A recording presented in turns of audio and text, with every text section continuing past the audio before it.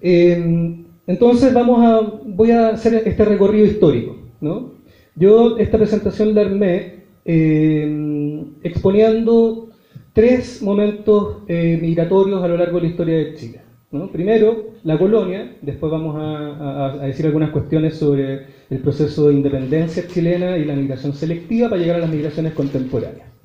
Entonces, cuando nosotros hablamos de la colonia, lo primero que nosotros encontramos, de acuerdo a Lorenzo Agar, uno de los grandes estudiosos de la migración y sobre todo la migración árabe en Chile, que ha escrito bastante al respecto, tenemos la idea de que desde el comienzo de la constitución de lo que fue Chile, es decir, a propósito de la llegada de los españoles, en adelante, uno lo que puede ver en Chile es una tensión entre una diversidad bastante amplia de orígenes y la persistencia de un proyecto homogenizador, ¿no?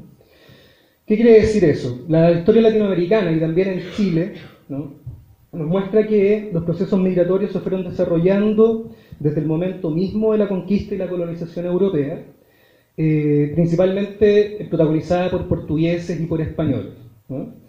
Las características que fueron asumiendo entonces nuestras sociedades latinoamericanas están fuertemente marcadas por los primeros proyectos de poblamiento de estas zonas en manos del Imperio Español y el Imperio Portugués, ¿no? Y estos proyectos imperialistas lo que buscaban justamente era expandir su imperio, ¿no? Y expandir el imperio sobre la base de la colonización y ojalá la homogenización identitaria nacional de los lugares que estaban conquistando. La heterogeneidad cultural de las colonias, que después fueron configurándose en naciones latinoamericanas, se empezó a desarrollar a propósito del proceso de mestizaje, ¿no? Llegan los españoles, empiezan a mezclarse con los nativos, los negros que traían como esclavos también de África, los españoles y los portugueses empiezan también a generar todo un proceso de mestizaje y se empieza a generar una gran heterogeneidad cultural. Y ese escenario fue produciendo, de acuerdo a los estudios históricos, un progresivo esquema de segregación social, ya desde la colonia, ¿no? Este esquema de segregación social es lo que nos indica lo que Lorenzo Agar identifica como las dos principales características de los procesos migratorios latinoamericanos y chilenos, ¿no? Por una parte, una amplia diversidad cultural, a propósito del proceso de mestizaje, y la llegada de otras nacionalidades también, porque no solamente llegaron españoles, también empezaron a llegar otras nacionalidades europeas. Y por otro lado, la otra característica es un profundo esquema de segregación social. Entonces, lo que tenemos desde el comienzo, desde el periodo colonial, es un esquema de diversidad cultural versus un proyecto homogenizador que tiende a segregar socialmente a los distintos, a los otros, a los que están ubicados en la parte más baja de las categorizaciones raciales, de los esquemas de poder. Por ejemplo, Matelar y Matelar, no sé si lo tengo ahí.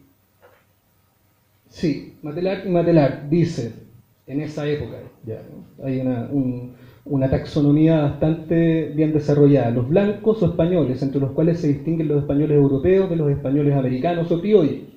Los indios, los mestizos, descendientes de blancos con indios. Los negros, quienes podían ser libres o esclavos. Los mulatos, descendientes de negros con blancos. Y los zambos, descendientes de negros con indios. Entonces, todo este esquema de segregación social, de categorización, lo que uno puede ver en la historiografía es que se proyecta a lo largo de todo el desarrollo de las sociedades latinoamericanas, mostrando los orígenes raciales del clasismo que tanto nos caracteriza, ¿no? Bueno, a contrapelo de la diversificación cultural y social que era evidente, producto de la mezcla del mundo europeo con el aborigen,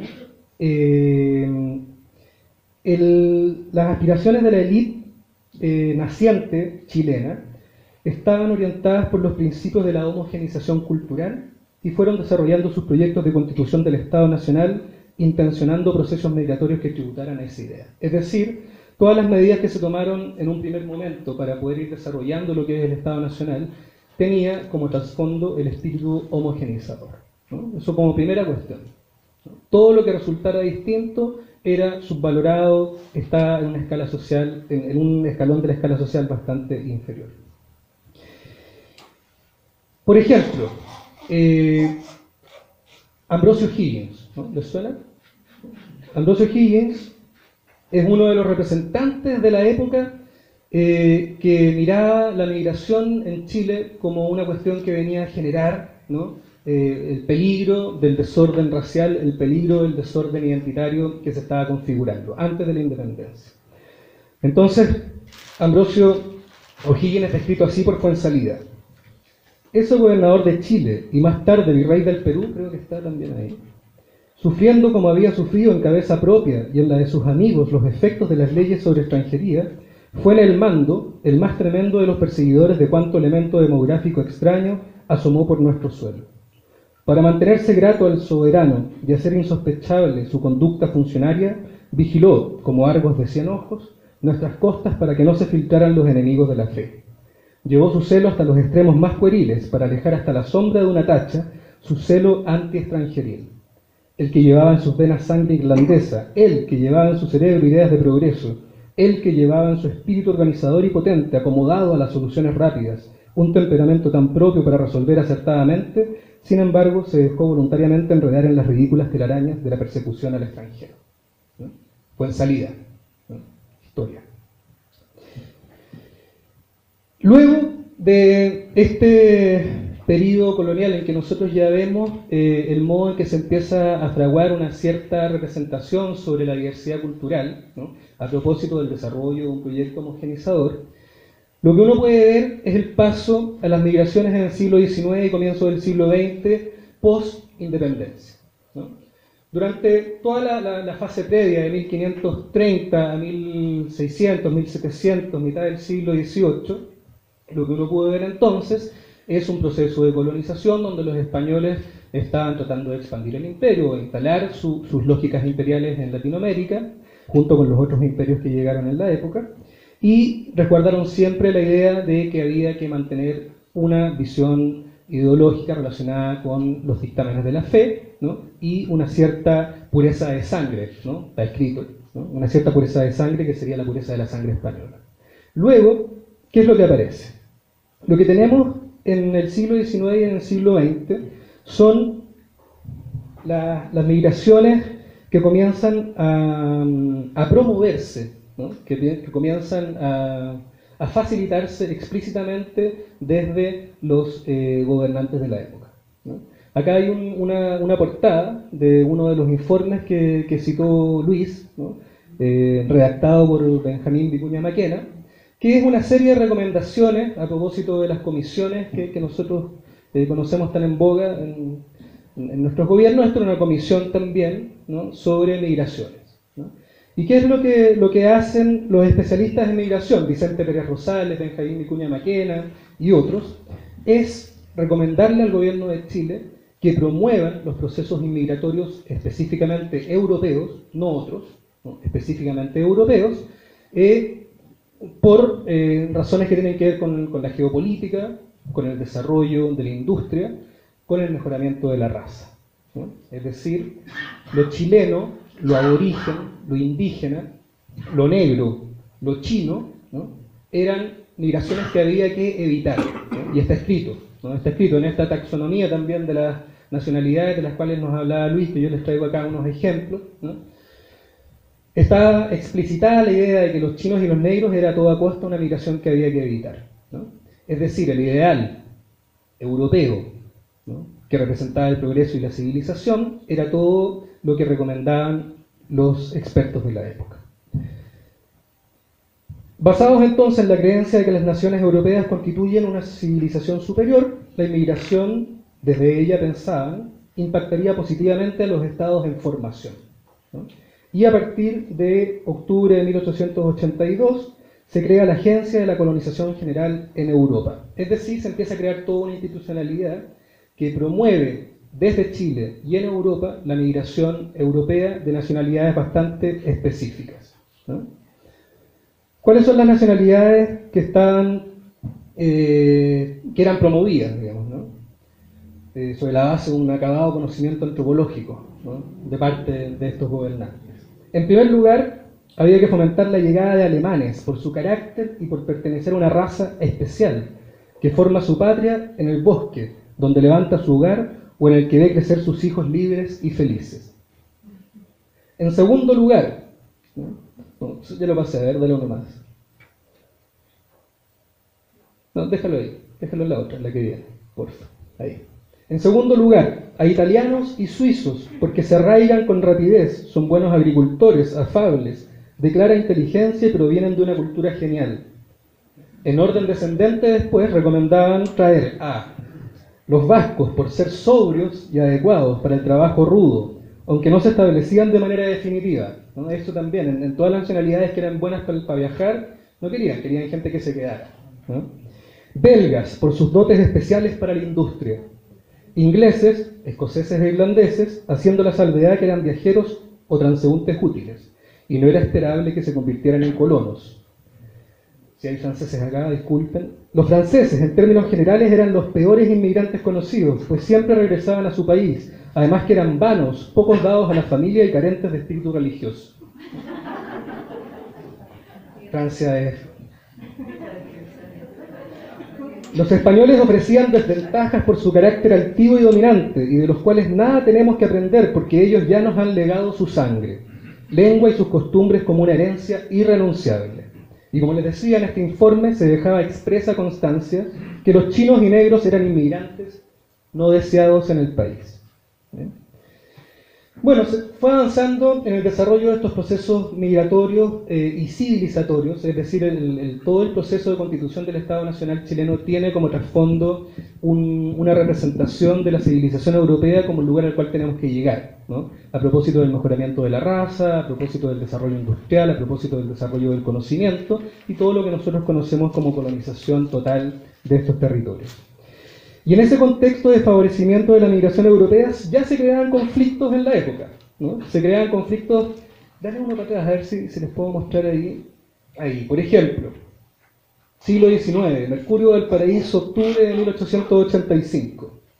Alguien manda una columna, no existían las columnas en esa época, una carta al director probablemente. Está muy bien que vengan más y más colonos, pero el Supremo Gobierno debe tener presente que mientras hace venir extranjeros que cuestan un platal a la nación para poblar los terrenos de la Araucanía, más de 1000 honrados y buenos chilenos, a quienes ha impedido importantes trabajos en los terrenos destinados a colonos, se destinan a emigrar a la República Argentina en busca de un pedazo de terreno. Es decir, la migración en Chile, ¿no? Y como en todos lados en realidad, pero la migración en Chile ya genera cierta conflictividad interna y cierto rechazo, a pesar de que el proyecto homogenizador, civilizatorio, con la mirada puesta en Europa, ¿no? En todo lo que representa como raza superior, era un ideal más o menos compartido, ¿no? A pesar de eso, se generan tensiones internas sociales que fueron significativas. Esta es una pequeña muestra. Bien. Para seguir avanzando, luego del periodo que se abrió con el proceso de independencia en Chile, lo que nosotros podemos reconocer luego como hito histórico es el desarrollo de las migraciones contemporáneas. ¿Bien? A lo largo del siglo XIX y a lo largo del siglo XX, lo que se favoreció entonces fue la llegada de migrantes colonos europeos para poder desarrollar el Estado Nacional chileno. A propósito del paso del siglo XX, a propósito del avance histórico, a propósito de una serie de factores sociales y culturales, se fue enriqueciendo el panorama migratorio en Chile, pero nunca, como vimos en la lámina inicial, pero nunca con un porcentaje significativo que superara el 2 o el 2,5%. La migración europea siguió proliferando, siguió desarrollándose, y la migración latina, la migración de los países vecinos, también empezó a considerarse como una cantidad significativa, ¿no? Principalmente durante el final del siglo XIX y comienzo del siglo XX, a propósito del desarrollo de las salitreras y el boom del salitre en el norte, ¿no? La migración peruana, la migración boliviana, la migración argentina, a lo largo del siglo XX fueron siempre las predominantes, ¿no? Argentina por la larga extensión de frontera que compartimos, y Perú y Bolivia en la zona norte por razones económicas, y además también porque la población nativa no reconoce los límites fronterizos y era una migración permanente y vuelta. A partir de la segunda mitad del siglo XX, lo que uno puede reconocer como hito fundamental histórico en términos migratorios en Chile es la caída paulatina de la inmigración hasta llegar a los años 70. ¿No? Entre 1950 y 1970 lo que uno reconoce, mirando las cifras, es una reducción significativa de la cantidad de migrantes. Y fundamentalmente porque se instala nuevamente, ¿no? La idea de que la migración hay que controlarla y hay que favorecer un solo tipo de movimiento migratorio. Bien, primero se acentúa la idea de que hay que dejar entrar los capitales extranjeros, los ingenieros, los profesionales que permitan el desarrollo del país, y por otro lado hay que cerrarle la puerta a los eventuales delincuentes, a los eventuales subversivos, sobre todo en la lógica de la dictadura que se instaló desde 1973. Entonces acá, cuando nosotros hablamos de migraciones contemporáneas, lo que tenemos en general son tensiones que se desarrollan a propósito de las políticas migratorias, los derechos humanos y el pluralismo cultural. ¿Bien? Esto nos pone preocupación previamente. Previamente la preocupación era el proyecto homogeneizador, ¿no? Previamente la preocupación fue el desarrollo, el interés por generar mayor riqueza, por poblar el país. Entrada la década del 70 y el 80, lo que nosotros tenemos es un contexto regional donde las crisis económicas y políticas proliferaron y por tanto empieza a llegar al país una gran cantidad de población latina, ¿no? Y a propósito de la llegada de población latina, ya a partir de los años 90, pasada la dictadura en que nadie podía entrar, ¿no? Más bien había que salir y había que salir corriendo. Lo que sucede es entonces la aparición cada vez más visible de las tensiones que representan flujos migratorios nuevos, caracterizados por la vulnerabilidad, que demandan una atención diferente, ¿no? Y esa atención diferente tiene que ver con lo que nos planteaba Luis en la primera exposición, es decir, una mirada que considere el respeto de los derechos humanos. Cuando nosotros hablamos de políticas migratorias, derechos humanos y desafío del pluralismo cultural, lo que tenemos es una serie de desafíos que se le presentan al Estado de Chile y que se ven tramitados, se ven trabajados, se ven enfrentados de manera parcializada, ¿no? ¿Qué quiere decir eso? A propósito de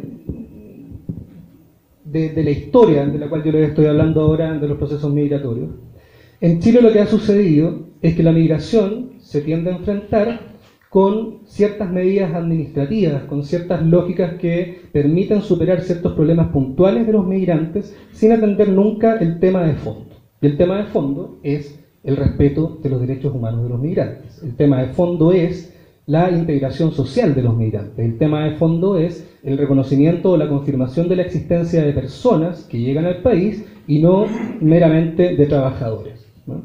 Hay un político europeo que decía: queríamos trabajadores y llegaron personas, no me acuerdo el nombre, ¿no?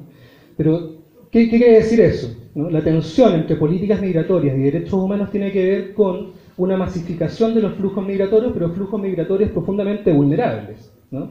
¿Y por qué hablamos de vulnerables? Porque la migración que está llegando desde los años 90 a Chile es una migración que tiene que ver con desastres naturales, que en realidad son desastres naturales porque los anteceden desastres sociales, ¿no? Los pobres son los que se ven mayormente afectados por los desastres naturales. Conflictos bélicos, crisis políticas, Perú en los años 80, 90 con Fujimori. Y esas poblaciones vulnerables lo que hacen es llegar al país, por supuesto a trabajar, a buscar un mejor lugar para vivir, y se encuentran con un país que no tiene política migratoria. Lo que tiene es lo que nos cuenta Luis, que es una legislación restrictiva, ¿no? Anclada en la representación de la migración como un desorden, la representación de la migración como un peligro, la representación de la migración como algo que hay que evitar, ¿no? Sobre todo desde los años 50, años 70 en adelante. El país enfrenta los procesos migratorios con la legislación heredada de la dictadura, ¿no?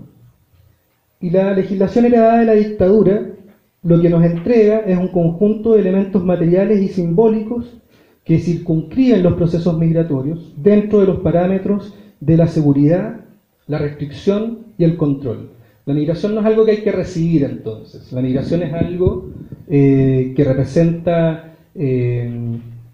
peligro, ¿no? Peligro de diferentes maneras.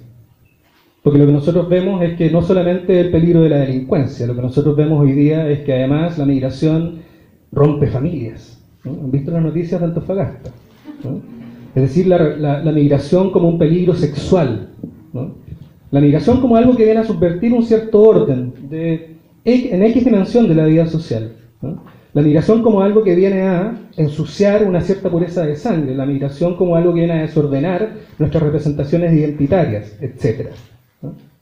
Chile no cuenta con una legislación migratoria moderna. ¿Qué quiere decir eso? ¿No? Los que estudian migraciones cachan perfectamente. Pero cuando uno habla de legislación migratoria moderna, de lo que está hablando es de cómo se hacen operativos, cómo se concretizan, cómo se bajan a la legislación nacional todos los instrumentos de derechos humanos que los países como Chile han ratificado, han firmado y han jurado implementar, ¿no? Eso implica generar marcos regulatorios, implica generar instituciones, implica destinar recursos. ¿Para qué? Para que los migrantes vean sus derechos fundamentales respetados, asegurados, ¿no? Lo que Chile ha hecho es hacer coexistir el marco regulatorio de la dictadura, que es profundamente restrictivo, con medidas administrativas menores, ¿no? Cuando digo medidas administrativas menores es que han modificado ciertos tipos de visas. Cuando digo medidas administrativas menores es lo que hizo ayer la presidenta Bachelet, dándole visas gratuitas a los niños para que no tengan problemas en su integración en el sector salud o en la educación. Cuestión que ya pasó el 2003, lo de ayer era un bluff para poder tapar la renuncia del jefe nacional de extranjería. Desde el año 2003, con la ley Vitar o con la circular Vitar, que los niños pueden integrarse a los colegios sin ningún problema, con ciertas restricciones, con ciertos obstáculos administrativos, pero eso ya sucedía, ¿no? Entonces, un marco restrictivo que coexiste con medidas administrativas menores. Esa coexistencia de esas dos cosas que no permite ir al fondo del asunto, Carolina Stefani la denomina la política de la no política, ¿no? O Eduardo Taller, un connotado investigador actual que tengo la suerte de conocer sobre migraciones, la política del estado de ánimo, ¿no? Es decir, hay un alcalde que le gustan los migrantes, que cachó que la gente los quiere ayudar, que generan cierta simpatía, oficina de migrantes. Pero si no está con el estado de ánimo adecuado, el alcalde no mueve un dedo por los migrantes que están llegando a sus comunas, ¿no? Entonces la política, la no política, lo que hace es eternizar, es sostener la construcción y las prácticas sociales que excluyen y vulneran los derechos básicos de los migrantes, a través de medidas particulares que no tocan nunca el problema de fondo, ¿no? Entonces esa es una cuestión que los organismos académicos, que los organismos políticos, que deberíamos discutir también, porque además tiene fuertes repercusiones a nivel subjetivo, a nivel cultural y social. Es como Chile, una nación que efectivamente presenta un escenario social y cultural de orden, de estabilidad, no se hace cargo en términos institucionales de hacer valer los derechos de los migrantes que están llegando efectivamente de manera muy numerosa. ¿Bien? Entonces, se me acabó el tiempo, no es que me estén llamando. Lo que tenemos es esta tensión, nuevamente, entre migración y proyecto homogeneizador. Lo que tenemos es a los migrantes como los sospechosos de siempre, ¿no? Durante el proceso de colonización habían inmigrantes indeseados, los árabes, los chinos, los negros, ¿no?, que llegaban a Chile sin estar vinculados con los programas de colonización, ¿no? Ahí tenemos una primera figura. Luego, durante la dictadura, se acentúa la idea de peligro bajo la forma de los terroristas, ¿no? La migración nuevamente, ¿no?, asociada a representación de peligro, los marxistas-leninistas, como decían, ¿no? ¿A nadie le hace sentido eso? Marxistas-leninistas, ¿no? Mientras que en la actualidad la representación de los migrantes se asocia más bien a un problema social, ¿no?, bajo las imágenes de pobre, subdesarrollado, delincuente, ¿no? Lo interesante de esto, nos dice Stefani, es que en todas estas narrativas encontramos un punto en común: lo de extranjero cuya sola presencia constituye una amenaza para el orden social, representación que encuentra terreno fértil en la reproducción de estructuras de discriminación. ¿Bien? De acuerdo a Zavala y Rojas, lo que nosotros tenemos acá es una dialéctica de la negación del otro, ¿no? Una dialéctica de la negación del otro que vemos desde el proyecto colonizador homogeneizador, ¿no?, que enfatiza lo europeo por sobre lo aborigen. Luego, durante el desarrollo del Estado Nacional, la dialéctica de la negación del otro, que era el aborigen, el indio que estaba al lado mío, ¿no?, y la enfatización de lo blanco, ¿no?, y por supuesto hasta llegar a la dictadura, como yo se lo decía desde Carolina Stefani. Para ir cerrando, porque se me acabó el tiempo, cuando nosotros llegamos entonces a las políticas migratorias, derechos humanos y el desafío del pluralismo cultural, estamos situados en un escenario... ¿se acabó? ¿No hay más? No, dale más atrás nomás. Más atrás. Ahí. Nosotros estamos situados en un escenario donde las discusiones tienen que ver con la noción de ciudadanía y con la noción de derechos. ¿No? Si nosotros entendemos que en el proceso de globalización, ¿no? El proceso de globalización que es tan popular, ¿no? Que alude a la idea de la interconexión entre lugares del globo de manera automática, inmediata, el flujo profuso de capitales, el flujo profuso de conocimientos, de ideas, de representaciones, ¿no? Y el flujo cada vez mayor de personas, estamos situados en un escenario donde el Estado Nacional, como configuración moderna, occidental, va perdiendo sentido. El Estado Nacional está constituido sobre la idea de las fronteras territoriales que fueron desarrollándose a propósito de la constitución del Estado, una vez que se dejó atrás las lógicas más feudales, ¿no? Y a propósito del desarrollo del Estado Nacional es que aparece la idea o la noción de ciudadanía, ¿no? La noción de ciudadanía asociada a la pertenencia a un territorio. La noción de ciudadanía asociada al ejercicio de derechos si es que tú perteneces al territorio en el que naciste, ¿no? Entonces, en un escenario como el actual de globalización, para ir cerrando, ¿no? El desafío fundamental en esa tensión entre derechos, multiculturalidad y políticas migratorias está dada porque deberíamos mirar hacia un cierto escenario revolucionario. Una revolución que tiene que ver con cambiar los parámetros sociales, políticos y también simbólicos del Estado Nacional. Y esa revolución, sobre todo, tiene que estar dada en el ámbito de lo simbólico, ¿no? A propósito y continuando con lo que nos planteaba Luis sobre el cambio de mirada, sobre el cambio ético. La revolución simbólica implica pasar de la ciudadanía anclada a la idea del Estado Nacional hacia una ciudadanía pensada como una ciudadanía global y social, como dice Macarena Machín, ¿no?